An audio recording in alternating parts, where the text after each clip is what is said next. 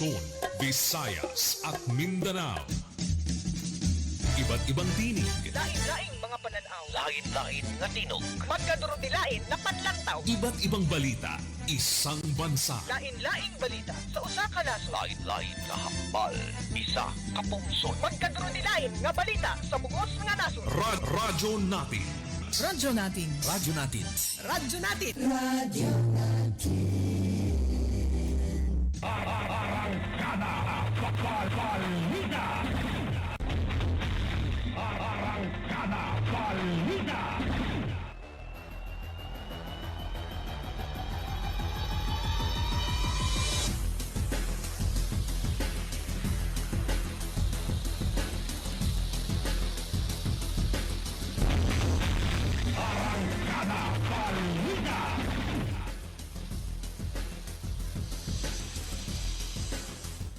DXTC 95.9 Radyo natin FM ang Cotabato City of Manila Broadcasting Company is a proud member of the KBP, kapisanan ng mga broadcaster ng Pilipinas.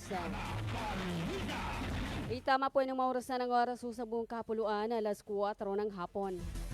Magandang hapon na Central Mindanao. Ngayon ay araw ng Biyernes, 24 sa buwan ng Abril 2026. At ikapito sa buwan ng Dulkada, 1447 na sa atin pong Hijri calendar. Welcome sa arangkada balita ng Radyo natin FM Cotabato City. Sama-sama ho tayo hanggang alas 5 ng hapon na. At kami ho ay magati ng mga balita, kaganapan sa loob at labas ng atin pong bansa. Sa ngalan po ng aming station manager, sa aming admin officer, sa aming broadcast media engineers, ganun din po sa aming news head, sa aming news writer. Ako po muna ang inyong pansamantalang makakasama, Analiza Abbas. Manatili ho nakatutok sa radyo natin FM Cotabato City. Tuloy-tuloy sa pagbabalita, tuloy-tuloy sa serbisyo. Sama-sama tayo Pilipino. Sama-sama tayo, Bangsamoro.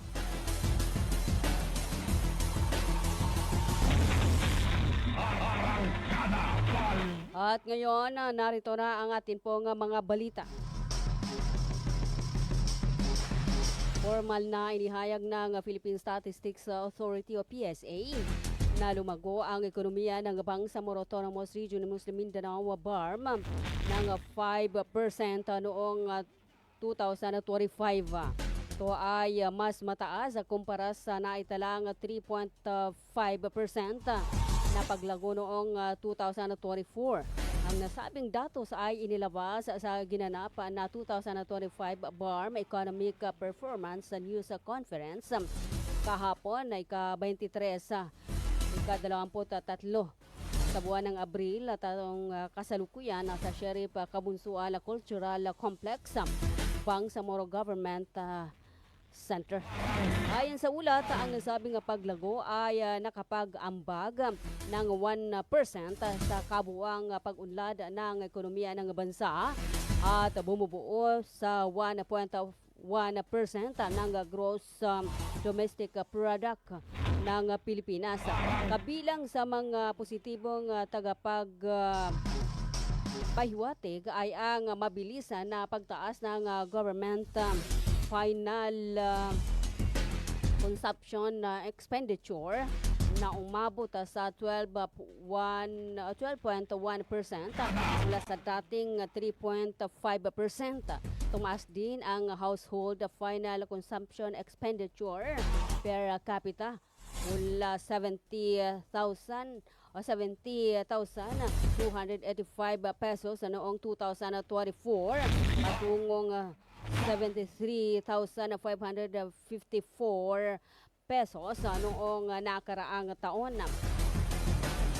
Nanatiling nakabase sa serbisyo ang ekonomiya ng rehiyon kung saan ang mga sektor ng human health and social work activities, edukasyon at public administration and defense ang nanguna sa paglago. Binigyan din ng PSA na mahalaga ang datos na ito upang magsilbing gabay sa tamang pagpaplano at paggawa ng mga design o desisyon para sa patuloy na pag-unlad ng Bangsamoro Autonomous Region in Muslim Mindanao.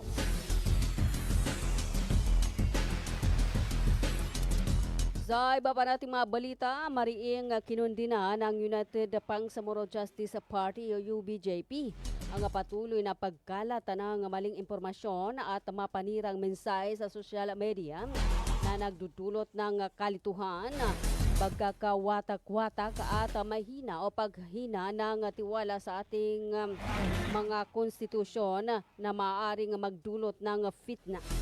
Binigyan din ng UBJP na ang malayang pagpapahayag ay hindi dapat gamitin bilang dahilan upang manira, manlait o magpakalat ng kasinungalingan.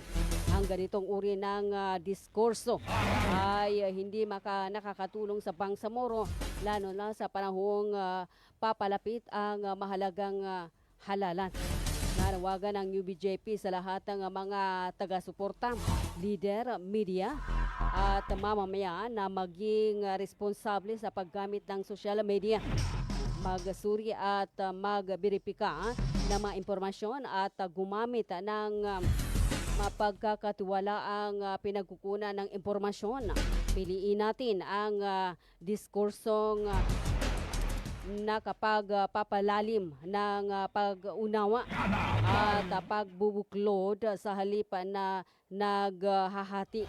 Nanatiling matatag ang UBJP sa pagsusulong ng katotohanan, pananagutan at pagkakaisa para sa Bangsamoro.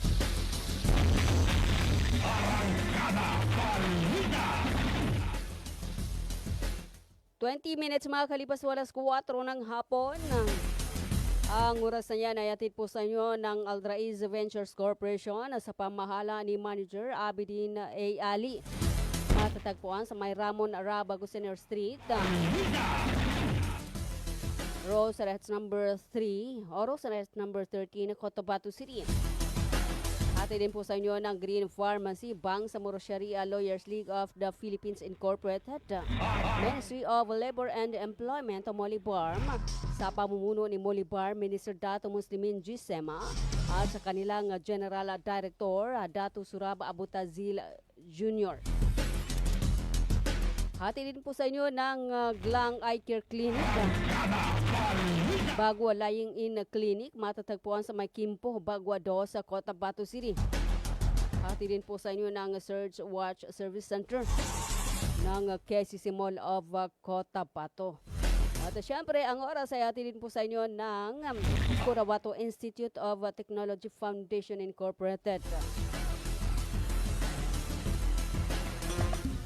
Magandang araw mga magulang at kabataan! Naghahanap ba kayo ng paaralang maayos, mapagkakatiwalaan at abot kamay ang bayarin? Sa Curawato Institute of Technology Foundation Incorporated, tumatanggap kami ng kindergarten, elementary mula grade 1 hanggang grade 6, junior high school mula grade 7 hanggang grade 10, at senior high school na may strand na Humanities and Social Sciences. Sa Kitpi, may maalagang guro, maayos na pasilidad at edukasyong para sa masa. Mayroon din kaming scholarship program at tumatanggap ng mga scholars. Kaya ano pang hinihintay nyo? Mag-enroll na sa Kitpi.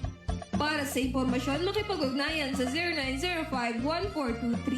0905-1423-948. Matatagpuan sa Poblacion 8, Cacar, Cotabato City. Sa Kitpi, abot kamay na bayarin, edukasyong siguradong kinabukasan.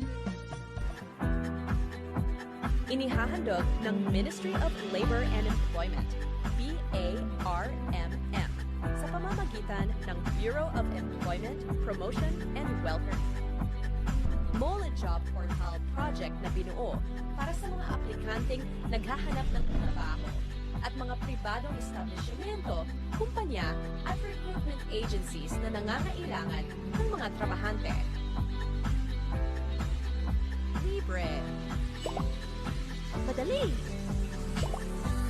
Ligtas Gamitin para sa mga job seekers at employers. Narito ang iilan sa features at function ng online platform system na ito.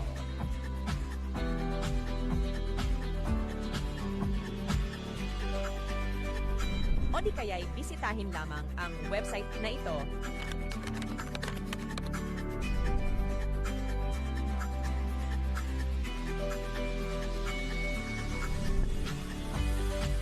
O maaari din i-scan ang QR code sa larawan.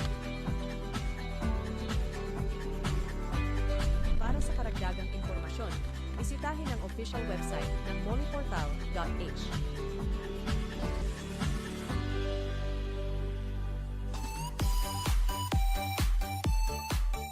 Hello mga mamis.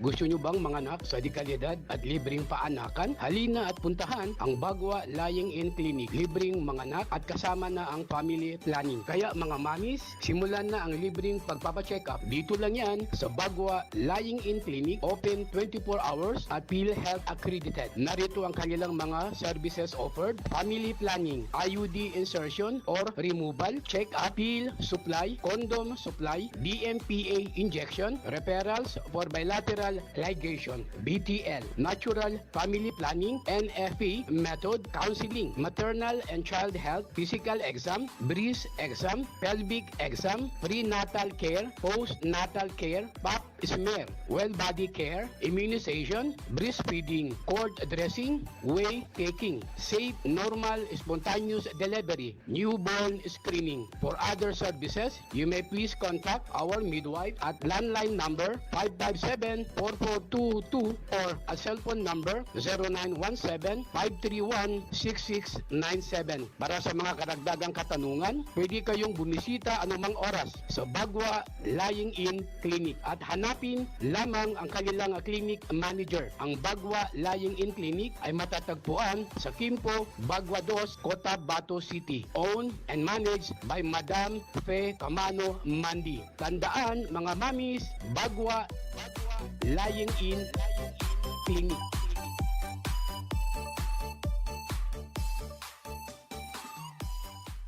Libre po ang mga anak sa Bagwa Lying-in Clinic. Kinakailangan lamang po ang updated na PhilHealth. Maraming salamat. Assalamualaikum. Alam nyo BARM, ang COMELEC voter registration ay bukas na para sa non-BARM areas. Pero sa BARM areas ito ay magsisimula pa lamang sa May 1 hanggang May 18, 2026. Gayunpaman, maaari pa rin kayo mag-avail ng Special Register Anywhere Program o Register Anywhere Program sa labas ng BARM. Pero ang application nyo ay mapoproseso lamang simula May 1, 2026. Syukran! Bumili at manalo ng 300 trips to Mecca raffle promo sa KCC Mall of Cotabato. May 1 raffle entry sa bawat 200 pesos sa KCC Department Store o 1 raffle entry sa bawat 500 pesos sa KCC Supermarket gamit ang KCC Forever Bonus Card. May chance ka pang manalo ng 40 million shopping money. Milyong-milyong exciting prizes. KCC Supermarket, nakabarato. Everything's here at KCC for you.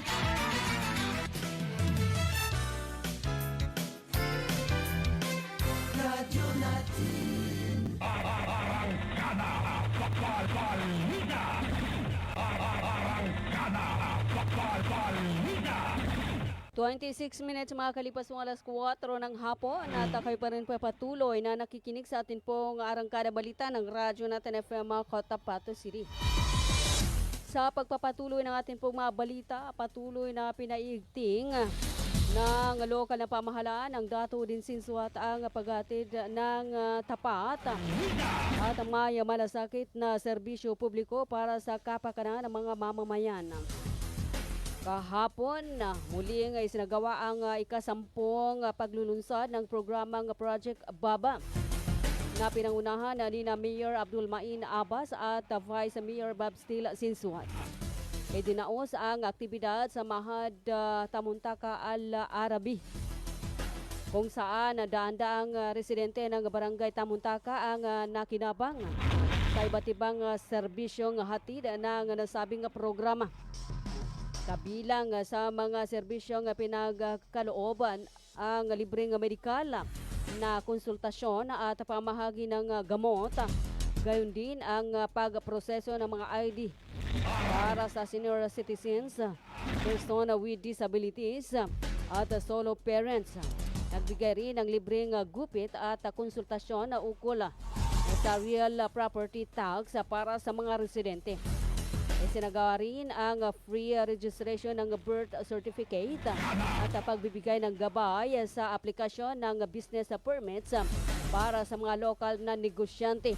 Bukod dito, namahagi ang pamahalaan ng libreng binhi ng gulay, mga negosyo package at family food packs bilang tulong sa pang-araw-araw na pangailangan ng mga benepisyaryo. Nagkaloob din ng dignity kits, sanitary kits at school supplies para sa mag-aaral habang nagsagawa naman ng feeding program para sa mga kabataan. Layunin ng Project Baba na mailapit ang mga batayang serbisyo ng lokal na pamahalaan sa mga komunidad, lalo na sa mga nangangailangan bilang bahagi ng patuloy na pagsusulong ng inklusibo at maagap na serbisyong panlipunan.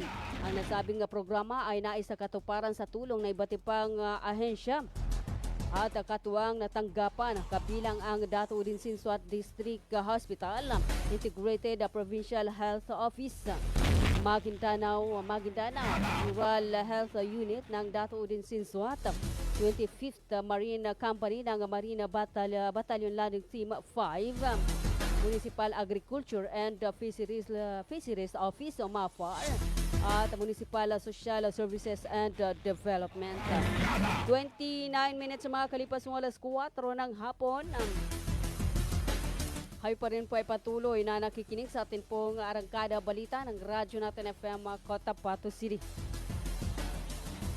Patuloy ang konstruksyon ng bagong training center building sa bayan ng Sultan sa Barungis, Maguindanao del Sur mula Pebrero 26 hanggang sa kasalukuyan. Ay bilang bahagi ng inisyatiba ng pamahalaang panlalawigan ng Maguindanao del Sur. Ang proyekto ay isinusulong sa ilalim ng pamumuno ni Governor Dato Ali Mitimbang, katuwang sina Vice Governor Hisham Nando at Congressman Ismail Mangudadato. Ayon sa pamahalaang panlalawigan, bahagi ito ng mas malawak na programa na magtatayo ng mga training center sa bawat munisipalidad sa lalawigan upang matiyak ang mas malawak na akses ng mamamayan sa skills training at edukasyon. Binigyan din ng pamahalaan na ang naturang pasilidad ay hindi lamang struktura para sa pagsasanay, kundi itinuturing ding bahagi ng Peace Building Initiative sa rehiyon. Layunin umano ng proyekto na magbigay ng alternatibong oportunidad para sa kabuhayan at palakasin ang pasilidad o kapasidad ng komunidad upang mapanatili ang kapayapaan at kaayusan. Sa pahayag ng mga opisyal, ang pagpapatayo ng mga training center ay patunay ng patuloy na pagtugon ng pamahalaan sa pangailangan ng mamamayan sa ilalim ng advokasiyang serbisyong may puso na nakatuon sa inklusibong pag-unlad at kapayapaan sa Maguindanao del Sur.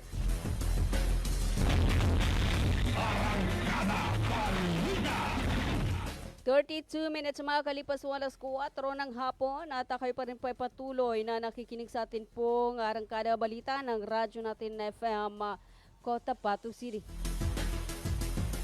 Samantala sa iba pa nating mga balita, 3 katao kabilang ang isang bata ang nasawi habang sugatan naman ang isang sangguniang kabataan kagawad sa isinagawang operasyon ng mga otoridad upang hulihin ang isang wanted sa mga kasong murder sa Alas-As drive sa barangay Sinuno, Zamboanga City kahapon. Madaling araw nitong Huwebes nang magsagawa ng law enforcement operation ang mga elemento ng Mindanao Area Police Intelligence Office at 9th Intelligence and Security Unit ng Philippine Army.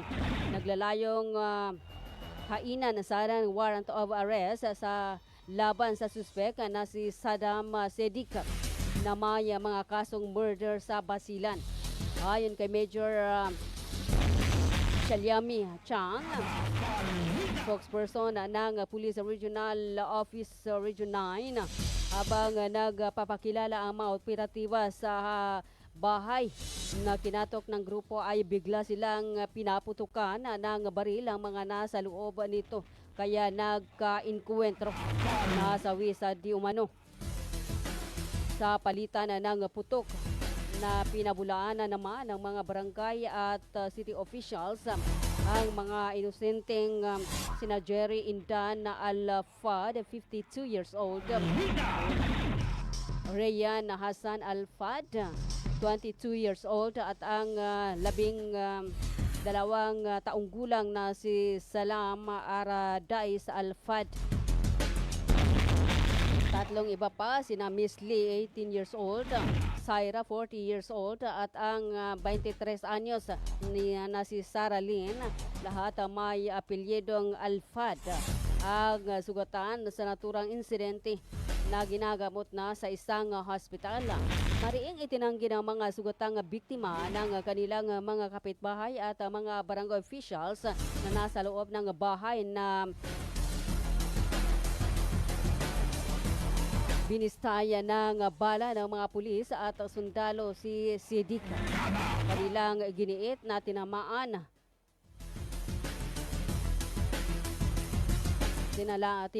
lang ng isang M16 rifle at granada sa lugar matapos ang kanilang ginawang pamamaril na nauwi sa pagkasawi ng tatlong mga miyembro ng pamilyang Al-Fad. Kinundina ni Zamboanga City Mayor Khaimer Ada na Ulaso ang insidente, kasabay ng panawagang imbestigahan ito ng malalim upang mabigyan ng hustisya ang tatlong residenteng nasawi. Para sa kanya ay kaduda-dudang law enforcement operation. Walang naarestong wanted na si Sedik. Ang mga pulis at sundalong nagsagawa ng naturang pag-aresto sana sa kanya sa naturang lugar. Nagsanhi ng panik sa mga residente ng barangay Sinunok ang residente. 35 minutes makalipas alas 4 ng hapon. Ang oras na yan ay atid po sa inyo ng KCC Mall of Cotabato. Bagwalaying in Clinic, matatagpuan sa May Quimpo, Baguado sa Cotabato City. Search Watch Service Center. Atid din po sa inyo ng Green Pharmacy. Bangsamoro Sharia Lawyers League of the Philippines Incorporated, matatagpuan sa May Macapagal Street, Sinsuat Avenue, Cotabato City. Atid din po sa inyo ng Aldraiz Ventures Corporation sa pamahala ni Manager Abidin A. Ali. Matatagpuan sa May Ramon, Arabago Senior Street, RH13, Cotabato City. At syempre ang oras ay atid din po sa inyo ng Ministry of Labor and Employment, Molly Barm, sa pamumuno ni Molly Barm, Minister Dato Muslimin G. Sema, at sa kanilang General Director Dato Surab Abutazil Jr. Atid din po sa inyo ng Cotabato Institute of Technology Foundation Incorporated. Magandang araw mga magulang at kabataan! Naghahanap ba kayo ng paaralang maayos, mapagkakatiwalaan at abot kamay ang bayarin? Sa Cotabato Institute of Technology Foundation Incorporated, tumatanggap kami ng kindergarten, elementary mula grade 1 hanggang grade 6, junior high school mula grade 7 hanggang grade 10, at senior high school na may strand na Humanities and Social Sciences. Sa Kitpi, may maalagang guro, maayos na pasilidad at edukasyong para sa masa. Mayroon din kaming scholarship program at tumatanggap ng mga scholars. Kaya ano pang hinihintay nyo? Mag-enroll na sa Kitpi. Para sa impormasyon, makipag-ugnayan sa 0905-1423-948. Matatagpuan sa Poblacion 8, Kakar, Cotabato City.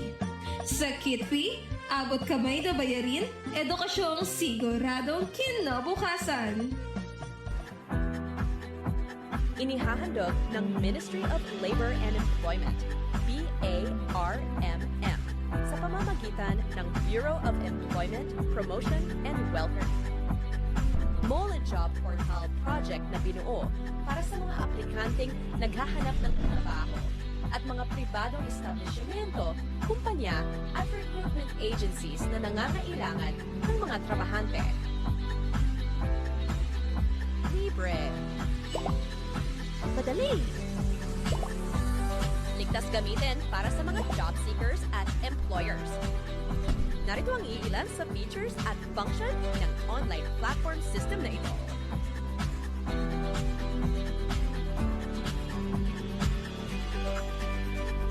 O di kaya'y bisitahin lamang ang website na ito.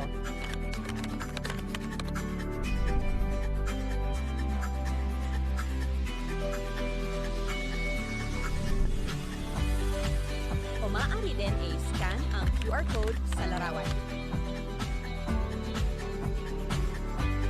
Para sa karagdagang impormasyon, bisitahin ang official website ng moleportal.h.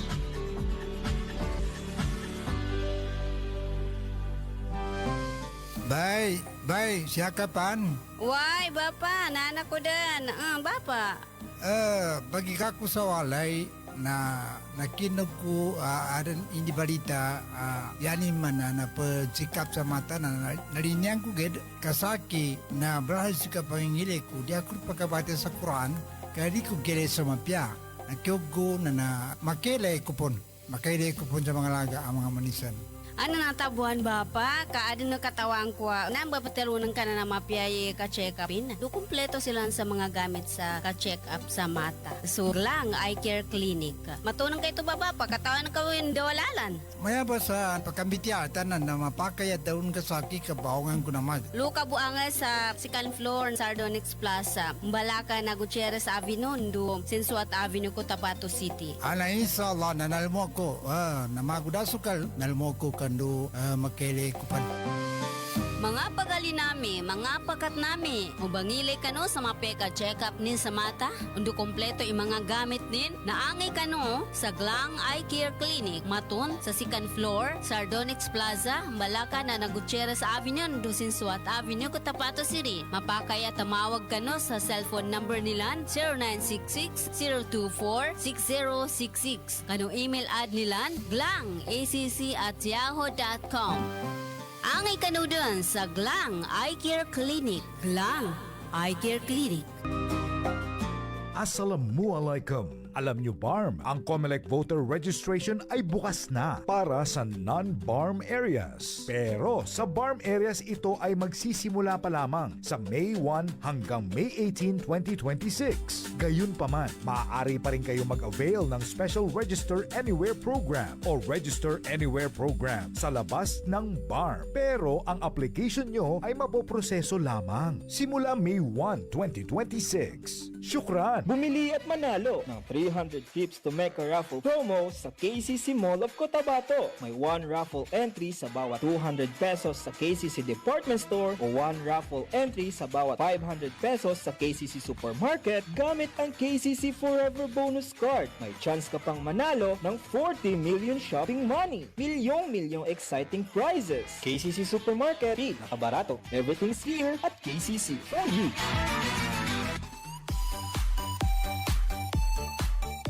Hello mga mamis. Gusto nyo bang manganak sa dekalidad at libreng paanakan? Halina at puntahan ang Bagwa Lying-in Clinic. Libreng manganak at kasama na ang family planning. Kaya mga mamis, simulan na ang libreng pagpapacheck-up. Dito lang yan sa Bagwa Lying-in Clinic. Open 24 hours at PhilHealth accredited. Narito ang kanilang mga services offered. Family planning, IUD insertion or removal, check-up, pill supply, condom supply, DMPA injection, referrals for bilateral bilateral ligation, BTL, natural family planning, NFP method, counseling, maternal and child health, physical exam, breast exam, pelvic exam, prenatal care, postnatal care, pap smear, well body care, immunization, breastfeeding, cord dressing, whey taking, safe, normal, spontaneous delivery, newborn screening. For other services, you may please contact our midwife at landline number 557-4422 or a cellphone number 0917-531-6697. Para sa mga karagdagang katanungan, pwede kayong bumisita anumang oras sa Bagwa Lying-in Clinic at hanapin lamang ang kanilang clinic manager. Ang Bagwa Lying-in Clinic ay matatagpuan sa Kimpo, Bagwa 2, Cotabato City. Owned and managed by Madam Fe Camano Mandi. Tandaan mga mamis, Bagwa Lying-in Clinic.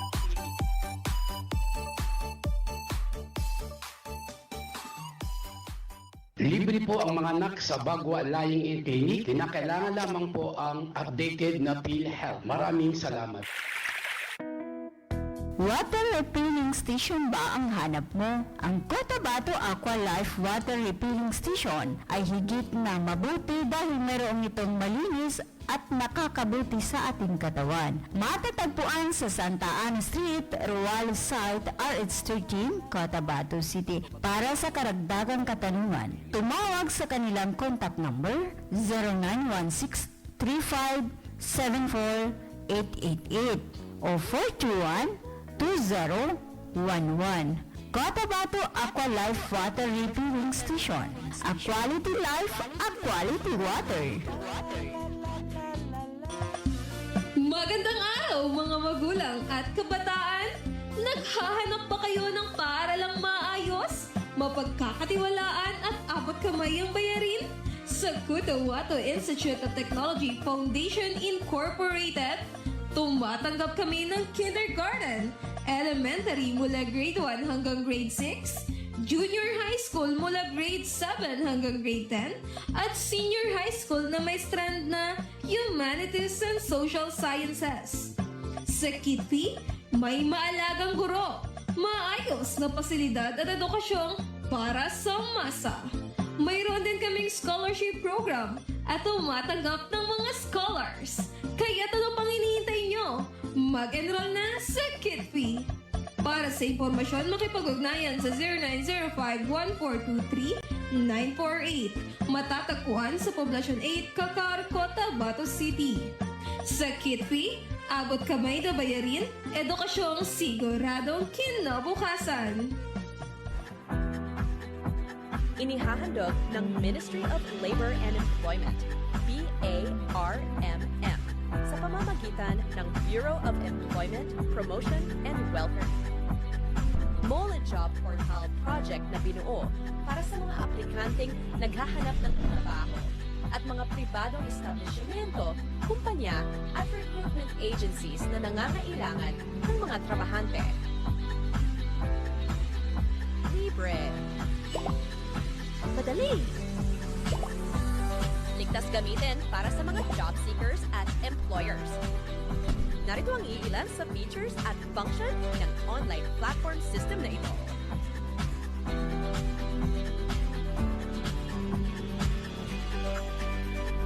O di kaya'y bisitahin lamang ang website na ito.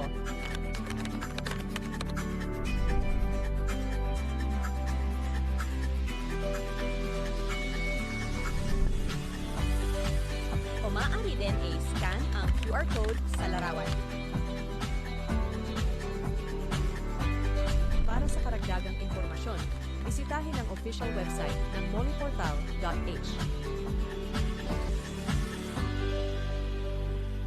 Assalamualaikum. Alam nyo BARM, ang COMELEC voter registration ay bukas na para sa non-BARM areas. Pero sa BARM areas ito ay magsisimula pa lamang sa May 1 hanggang May 18, 2026. Gayunpaman, maaari pa rin kayo mag-avail ng Special Register Anywhere Program o Register Anywhere Program sa labas ng BARM. Pero ang application nyo ay mapoproseso lamang simula May 1, 2026. Syukran!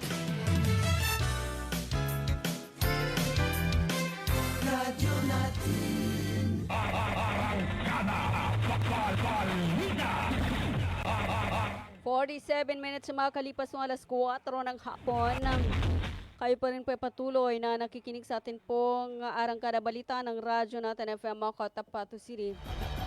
Ang bahaging ito ay atid po sa inyo ng Cotabato Institute of Technology Foundation Incorporated. Atid din po sa inyo ng Aldraiz Ventures Corporation, Green Pharmacy, Bangsamoro Sharia Lawyers League of the Philippines Incorporated, Ministry of Labor and Employment, Molibarm, sa pamumuno ni Molibar Minister Dato Muslimin G. Sema at sa kanila pong General Director Dato Surab Abutazil Jr. At din po sa inyo ng KCC Mall of Cotabato, Bagua Lying In Clinic, matatagpuan sa Maya Kimpo, Bagua 2 sa Cotabato City, ng Glang Eye Care Clinic, Search Watch Service Center. 48 minutes makalipas ng alas 4 ng hapon.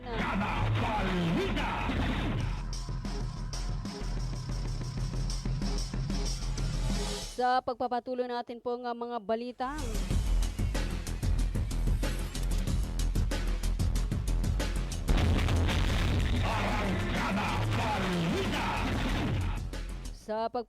ng ating pong mga balita, matagumpay na isinagawa ng MSSD ang serye ng National ID Validation para sa mga beneficiaryo ng social pension for indigent senior citizens sa program sa iba't ibang bayan ng Lano del Sur nitong Abril 20 hanggang ngayong araw, April 24, 2026, bilang bahagi ng pagpapalakas ng tamang pagkakakilanlan at integridad ng datos ng programa. Sa bayan ng Madamba, itinagawa ang 4 na araw na validation mula Abril 20 hanggang Abril 23 sa iba't ibang barangay kung saan umabot sa kabuang 564 na benepisyaryo ang na-validate kabilang ang mga naunang sumailalim sa proseso. Samantala, 478 senior citizens naman ang sumailalim sa kaparehong aktibidad sa kapatagan na noong Abril 23 hanggang ngayong araw. Isinagawa rin ang ID validation sa Marugong sa parehong PEDSA bilang bahagi ng patuloy na implementasyon dito sa lalawigan. Sa isinagawang validation na masusing sinuri ang mga pangunahing detalye tulad ng pangalan na PEDSA ng kapanganakan at tirahan na batay sa national ID ng bawat benepisyaryo. Ang mga natukoy na pagkakaiba sa record ay agad na naitala para sa kaukulang pagwawasto at endorsement. Tinutulungan din ang mga kalahok sa wastong pagsagot ng social pension validation form upang matiyak ang kompleto at tamang datos. Kasabay nito, nagsagawa rin ng orientation kung saan ay pinaliwanag ang proseso ng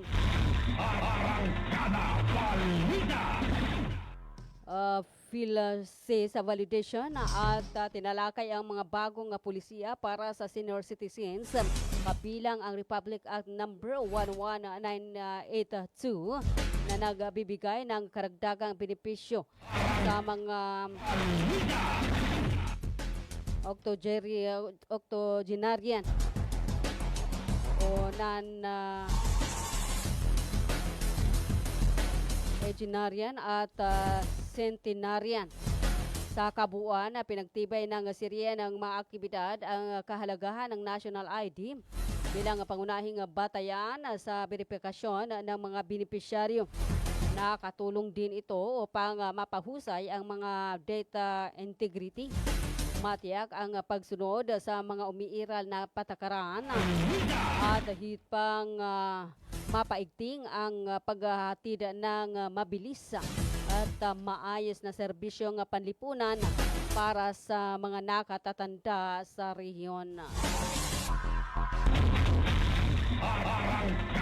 Balita!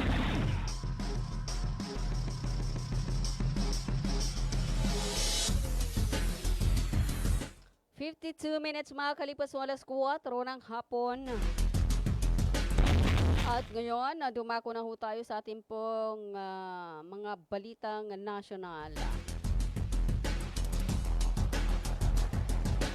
Kakailanganin na ngayon ang Commission on Election o COMELEC ang pagsasama ng mga birth certificate sa paghahain ng mga kandidato para sa 2026 barangay at sangguniang kabataan elections. Gayon din sa mga susunod na halalan.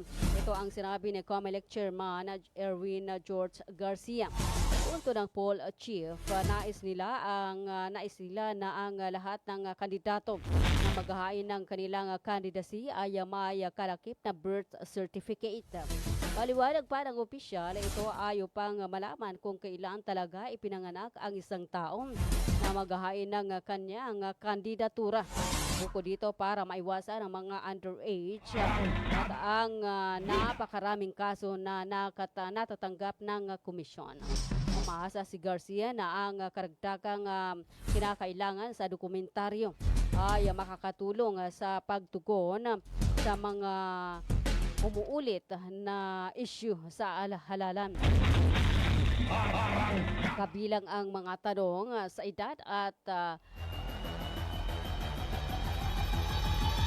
pagkamamamaya ng mga kandidato.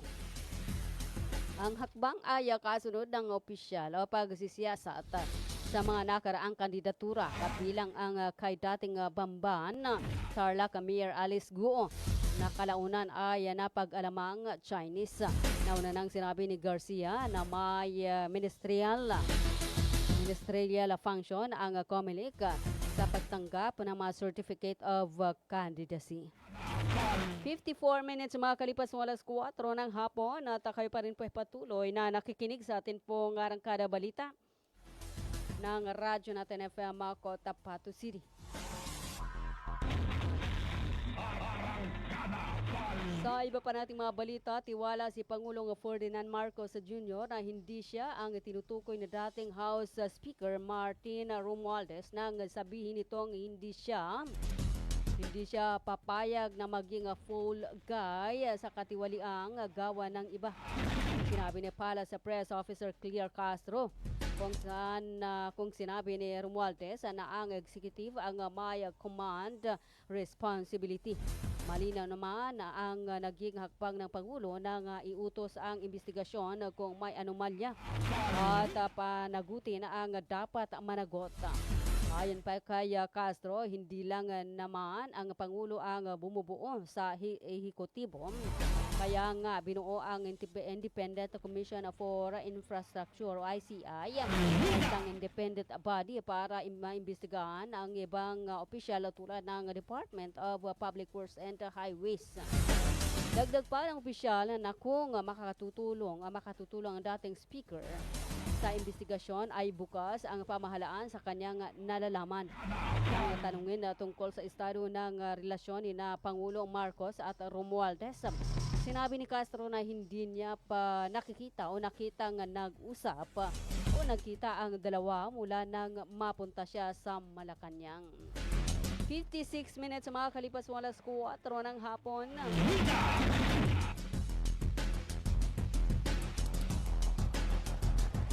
Kayo pa rin po ay patuloy na nakikinig sa atin pong Arangkada Balita ng Radyo natin FM, Cotabato City.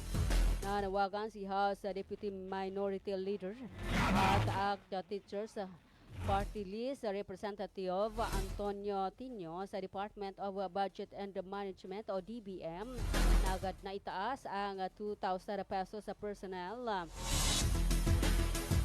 economic relief allowance o pera ng mga empleyado ng gobyerno sa 5,000 pesos sa gitna ng mataas na presyo ng mga bilihin. Sa isang dialogo noong Huwebes o kahapon, sinabi ni DBM Undersecretary Rolando Toledo na kakailanganin ng 23 billion pesos para itaas ang pera ng 1,000 pesos para sa lahat ng empleyado ng gobyerno sa loob ng isang taon. Maghanap umano ang DBM ng pondo upang mapunduhan ito sa 2027 national budget. Ayon sa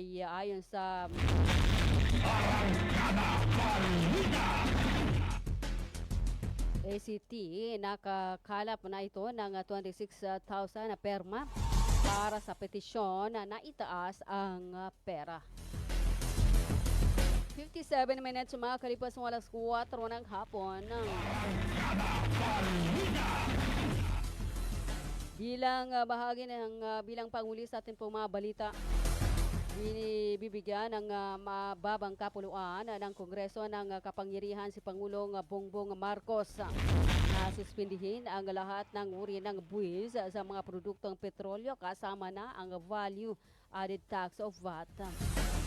Ito ang isa sa lalamanin o umano ng Kalinga Bill na binubuo ng 13 komite na pinag-isa sa ilalim ng Legislative Energy Action and Development Council para humanap ng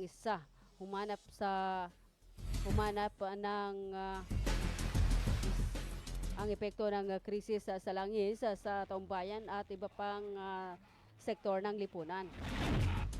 Sa panayam kay House Committee on Ways and Means Chairman at Marikina Representative Miro Kimbo at namumuno sa mga nagdaang LED Council hearings, pagbalik na ng sesyon ng Kongreso sa Mayo 4, 2026 na muling magkakaroon ng pagdinig.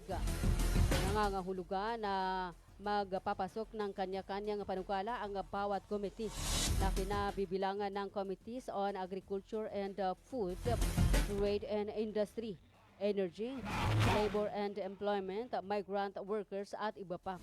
Nang binigyan ng Kongreso ng emergency power si Marcos para suspindihin ang excise tax sa mga produktong petrolyo noong nakaraang buwan, subalit tanging sa mga produktong liquefied petroleum gas at kerosene lang tinatupad ito at hindi sa diesel at gasolina. Dahil dito maglalagay umano ang lead council ng provision sa Kalinga Law na magbibigay ng special power kay Marcos na suspindihin ang lahat ng buwis, lalo na ang VAT sa lahat ng mga produktong petrolyo. Si Kimbo ay pabor sa suspindihin o nasuspindihin ang VAT sa langis dahil 2 buwan na lamang upang maibsan ang epekto ng pagtaas ng presyo ng langis sa world market. Hindi lamang sa sektor ng lipunan, lalo na sa mga bilihin.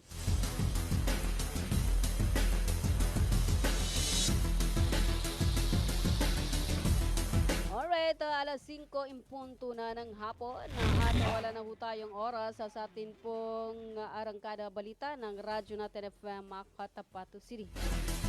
Ngayon ay araw ng Biyernes, 24 sa buwan ng Abril 2026 at ikapito sa buwan ng Dulkada 1447 sa atin pong Hijri calendar. Yan, at hello kay Miss Nesrina Benito. Hello kay Ustadza Maymuna Limbayan. Ayan, sa lahat po ng Limbayan na family, isang magandang hapon. Hello kay Ma'am Bay Umukulso, Mimitimbang Waya. Sa lahat po ng Mitimbang and Waya family, isang magandang hapon.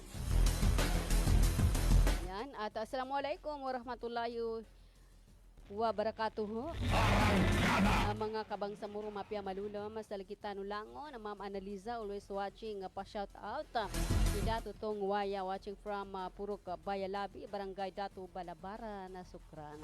Hello po sa mga friends ko natin diyan sa Maya Purok Bayalabi, Dato Balabara na isang magandang hapon. At hello kay Ate Nuraida Udasan ng Sapar Mata ng Bagandanaw.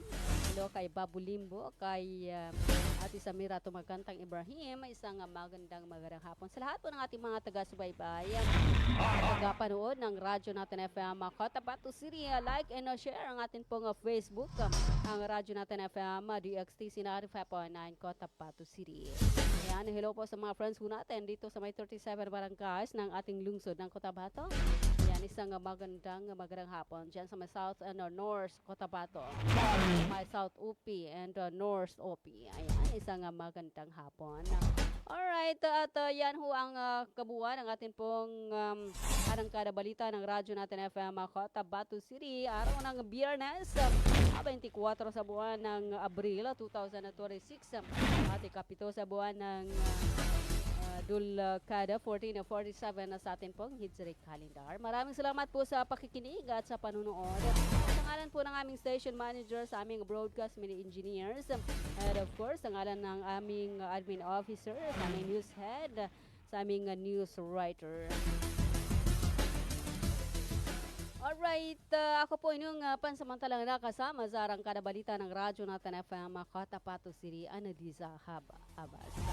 Hanggang sa muli ho, sa ganito pa ring oras at himpilan, manatili ho nakatutok sa Radyo natin FM Cotabato City at tuloy-tuloy sa pagbabalita, tuloy-tuloy sa serbisyo, sama-sama tayo Pilipino, sama-sama tayo Bangsamoro.